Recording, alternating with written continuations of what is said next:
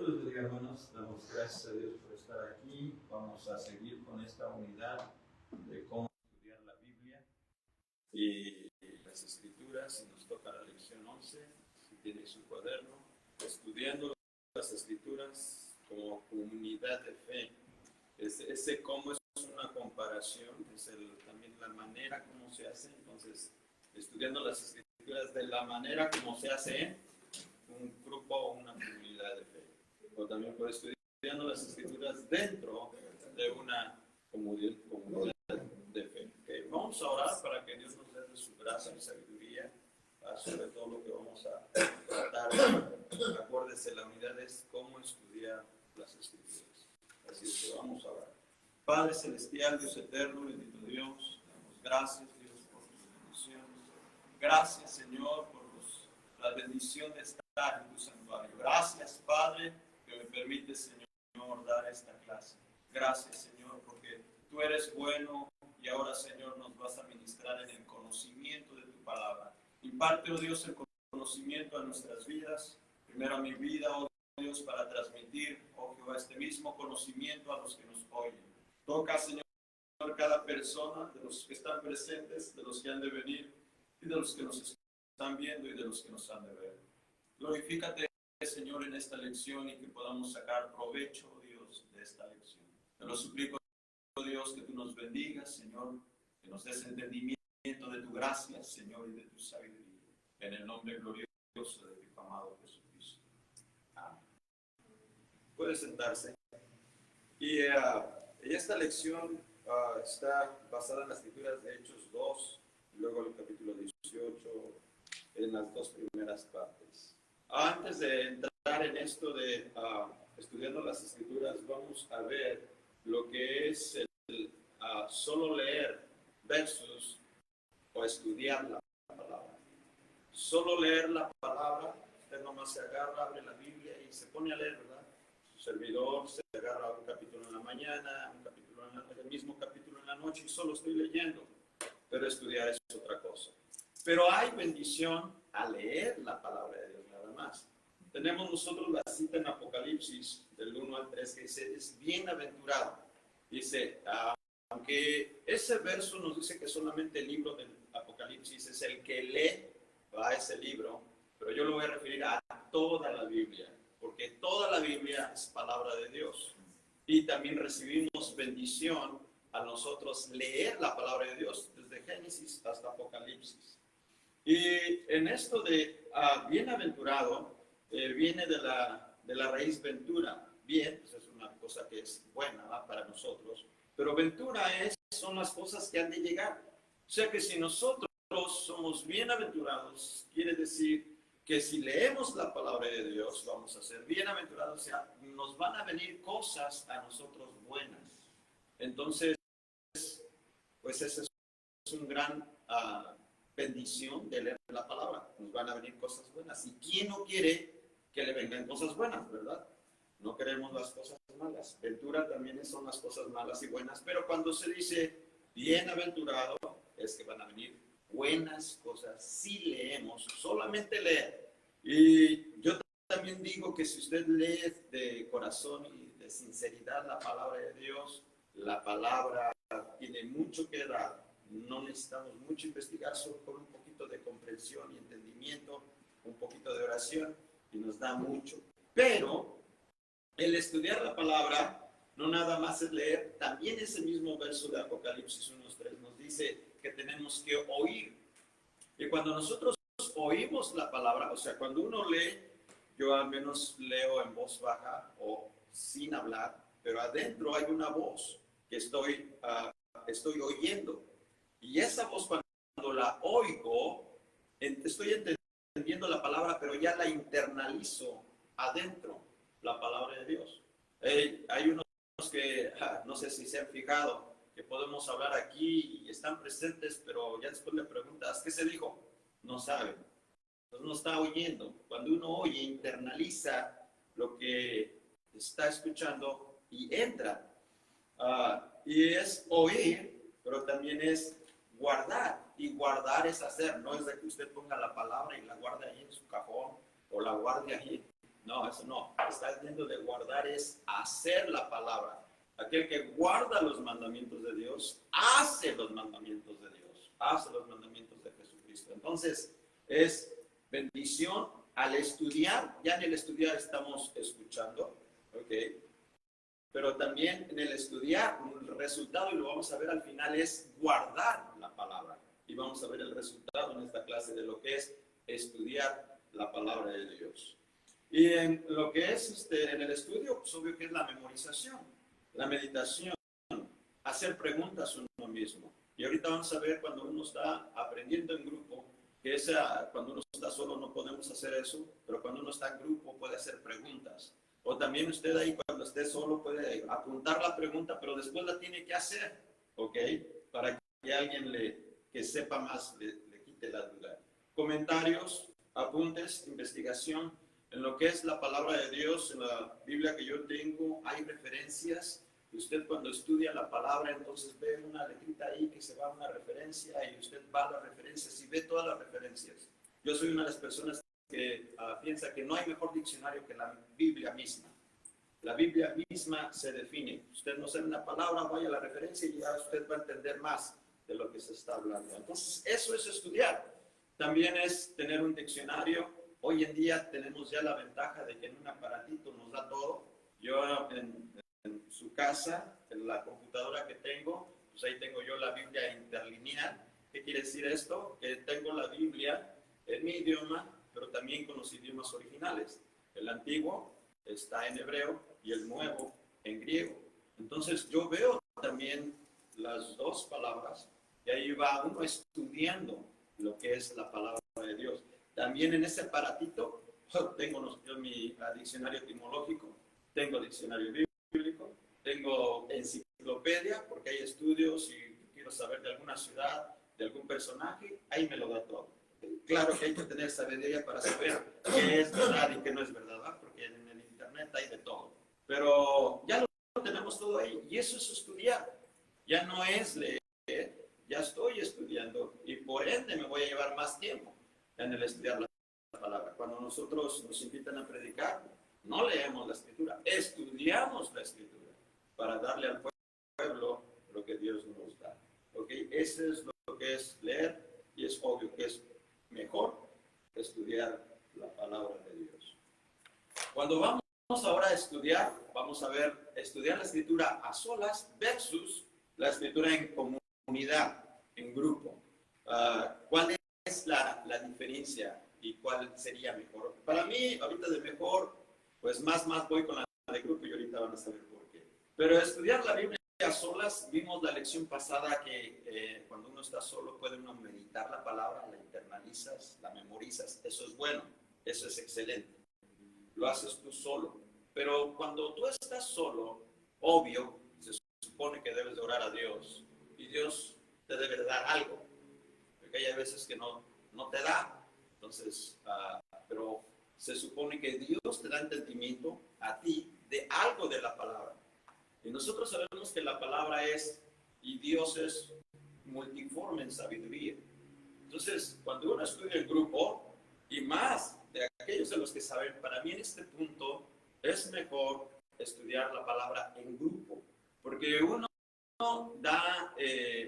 tiene un entendimiento de lo que escucha, de lo que lee, pero si lo comparte, entonces puede haber alguien más que sepa, que tenga más experiencia, que haya estudiado más, entonces comparte otra cosa.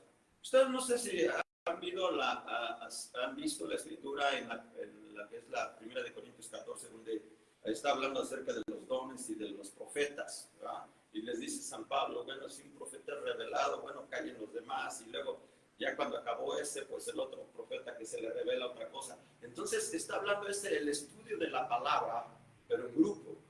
Porque Dios puede darme a mí un entendimiento, y no estoy hablando de doctrina, ahorita vamos a lo que es doctrina, pero a mí me puede dar de un evento una enseñanza, pero al otro hermano le puede dar algo más profundo, o le puede dar otra enseñanza. Y cuando nosotros las compartimos, obvio que nuestro conocimiento se va aumentando. A mí me gustó, y esto yo lo visualicé cuando estaba en la universidad. Cuando uno estaba en lo que son las conferencias allá en México, donde estaba yo, hacían conferencias de gente que era investigadora, era estudiosa, e iban a impartir su tema, lo que habían investigado. Y estaba bien interesante la conferencia, pero más interesante se ponía cuando había maestros que también sabían del tema y ya después de que exponían su tema, ellos abrían a tiempo de preguntas. Y el maestro preguntaba. Y ahí me sentí yo interesante porque aprendí del que expuso, pero también del que estaba acá preguntando y se pone sabroso eso. Uno aprende uno más. Cuando uno está, por ejemplo, en grupo, hay ministros que tienen experiencia, tienen más conocimiento y se enriquece uno más, ¿verdad? Y esto es de los que saben la palabra de Dios. Y pues esto de estudiar la escritura en grupo, pues ahora, antes había lo que es el Instituto de Entrenamiento Bíblico, donde se metían 2 semanas, más o menos, a estudiar la palabra de Dios y estaba el grupo allí, les dejaban tarea y estudiaban la palabra y a lo mejor compartían con los que estaban al lado. Hoy en día podríamos ser Setemín o en Teca, se van a un cierto lugar y en grupo estudian la palabra de Dios y empiezan a dejarles tarea y también entre los alumnos empiezan a interactuar. ¿Qué entiendo de esto? ¿Qué entiendes de esto en este verso? Y se enriquece uno más el estudiar la palabra en grupo. Ahora, cuando usted viene aquí a la iglesia, obvio que ahorita estamos estudiando la palabra en grupo, porque ya no estoy solo, son ustedes, ¿verdad? Y ahorita por cuestión del tiempo, a lo mejor sí, a lo mejor damos tiempo para un comentario, pero vemos que ahora por la transmisión no damos tiempo, pero cuando no había este tipo de tiempo en la transmisión, dábamos todavía tiempo en la escuela dominical de comentar y que usted pregunte algo. Y a lo mejor algún día vamos a regresar a eso, que ya tengamos más tiempo, ¿verdad? Para que los hermanos comenten, pregunten y se enriquece uno más, ¿ok? Y obvio cuando usted va a los retiros y todo eso, pues también es aprender la palabra, estudiar la palabra en grupo. Y es una gran ventaja estudiarla en grupo. Ahora sí vamos a lo que es lo que es la escritura, lo que estamos aquí en la lección, ahí tiene su cuaderno. Y dice, estudiando la escritura como comunidad de fe. Y luego, estudiar la escritura en grupo es efectiva si hay compromiso. O sea, los versos que nos dan es en Hechos 2:42. Y dice este verso, bueno, dice el 41, así que los que recibieron la palabra fueron bautizados y fueron añadidos aquel día como 3,000 personas. Aquí se habla del mensaje, después del mensaje de Pedro. ¿Se acuerdan que descendió el Espíritu Santo? Y se reunió una multitud alrededor y le decían, pues, ¿qué es esto? Algunos se burlaban y otros, pues, ¿qué es esto? Entonces se levantó Pedro con los 11, no nada más Pedro, aquí nada más tenemos el mensaje escrito de Pedro, pero yo me imagino que también los 11 comentaron algo, porque la escritura dice que Pedro con los 11 se levantaron y se dirigieron a lo que es este conglomerado. Y ya después de darles el mensaje que les dijo, ¿saben qué? Que Jesucristo que vino, ustedes lo crucificaron, etcétera, etcétera, y luego ya este grupo de gente les dijo, ¿qué haremos? Bueno, a ella les dijo, bautícense, y después se añadieron, aquí dice la escritura que eran como 3,000 personas, se bautizaron y se añadieron. Pero lo interesante de esta palabra es que perseveraban en la doctrina de los apóstoles.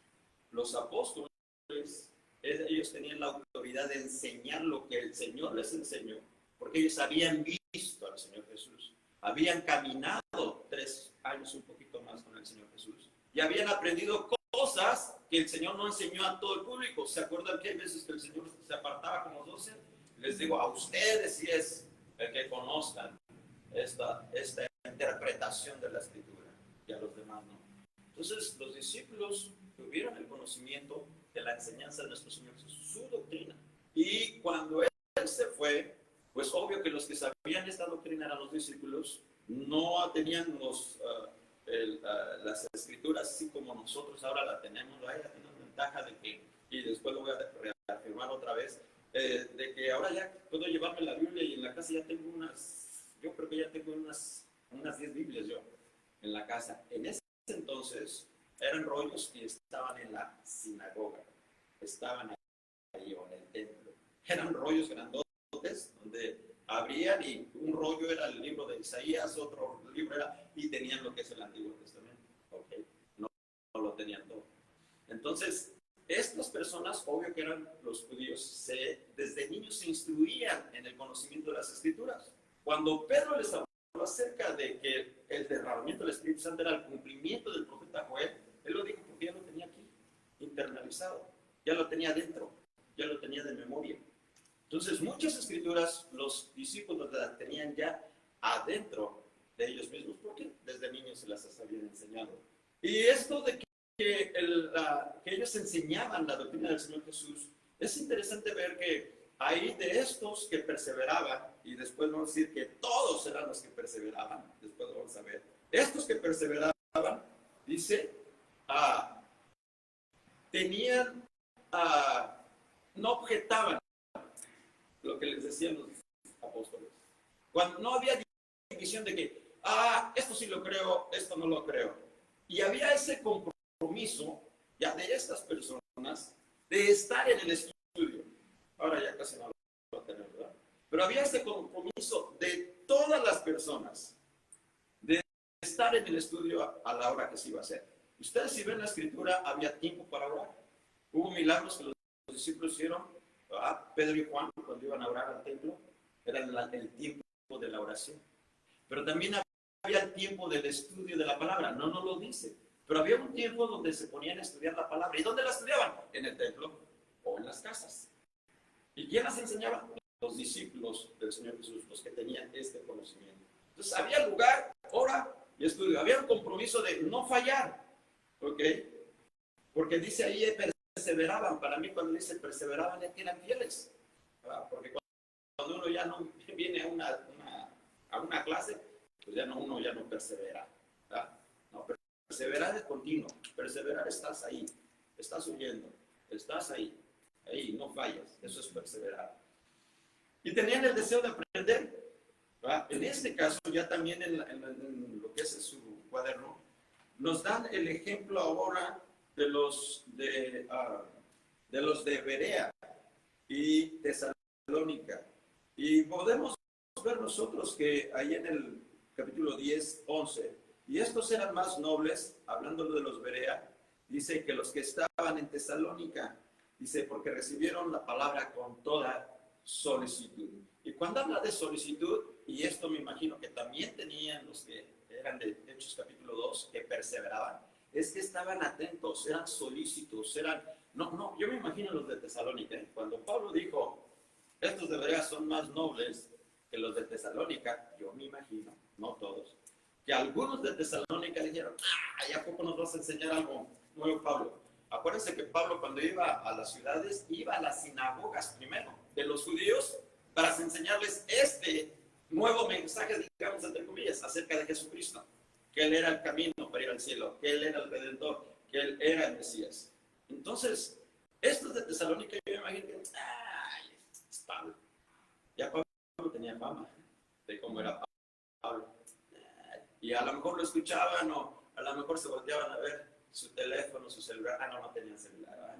Pero se distraían con la persona que estaba al lado, no le ponían. Los debería poner atención, y si había alguna interrupción a la mujer, cállate. Eran solícitos, estaban atentos, querían aprender, querían escuchar. Y no nada más escucharon la exposición de Pablo, sino que ellos comprobaron después, y esto a mí me emociona, porque así uno quisiera, ¿va?, que fueran todos los que estuvieran aquí en la iglesia, que ellos fueran a comprobar otra vez. Ellos no tenían las escrituras en su casa, tendrían que ser un maestro, tendría que ser un rabino, tendría que ser un escriba, si es que a lo mejor, lo dudo, tuviera un rollo en su casa, tuviera una transcripción de un libro en su casa, pero por lo regular donde iban ellos era la sinagoga, era donde estaba el rollo, allí iban. Y lo que me llama la atención es que ellos con prontitud eran solícitos. Dice, iban a las escrituras para comprobar lo que decía Pablo. Pero fíjense ¿qué día? Dice, cada día. Pablo iba a enseñar cada sábado. Pero ellos no se quedaban, ellos iban cada día. A ver, esto nos dijo ahora Pablo. Y se iban, ahora nosotros llamamos llamamos las bibliotecas, ¿va? Se iban a donde estaban los libros, donde estaba la fuente, donde estaban las escrituras y lo comprobaban. Y estos, obvio que tuvieron más firme el fundamento, ¿va? Está bien creer, ¿va? Y si crees y no dudas, está excelente. Pero estos comprobaron con las escrituras, no, pues sí es cierto, eso está aquí. Y así es, como lo explicó Pablo, y etcétera. Entonces, es una bendición, ¿verdad? Que este grupo de personas sean como los de Berea. El libro, también del maestro, nos habla acerca de la mentoría. Y la mentoría es el estudio de las escrituras con pocas personas. O sea, yo me agarro uno o dos, para eso yo quiero ser mentor. Mentor es una persona que enseña, que guía, que educa. Es un mentor. Si me agarro uno o dos, y es lo que a veces nos aconsejan nuestros jefes arriba, agárrese uno o dos, porque luego cuando uno se va no hay nadie que quiera ser pastor. Agárrese uno o dos, de los que veamos que tienen atributos, y enseñarles todo, enseñarles cómo visitar, enseñarles que estén con uno. Ese es un mentor. Y aquí habla acerca de Apolos.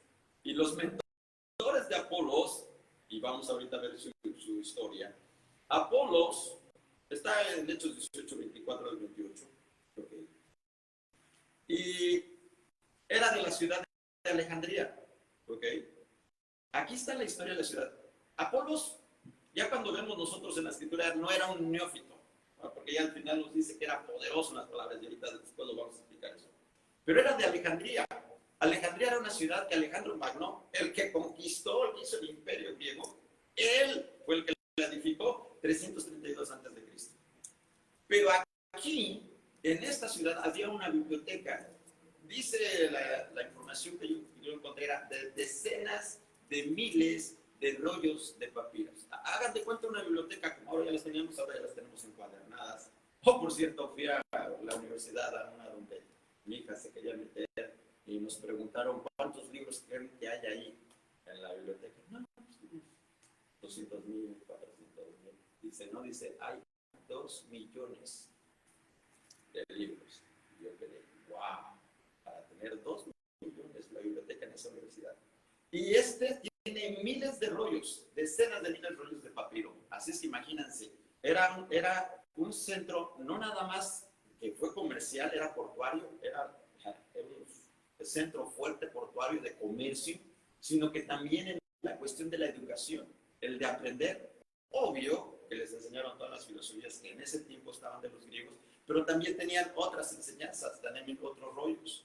Y allí había una comunidad de judíos que ya los que nosotros sabremos que ahí fue donde se tradujo la Biblia, del antiguo, que ahora nosotros le llamamos, del hebreo al griego, por 70 sabios judíos.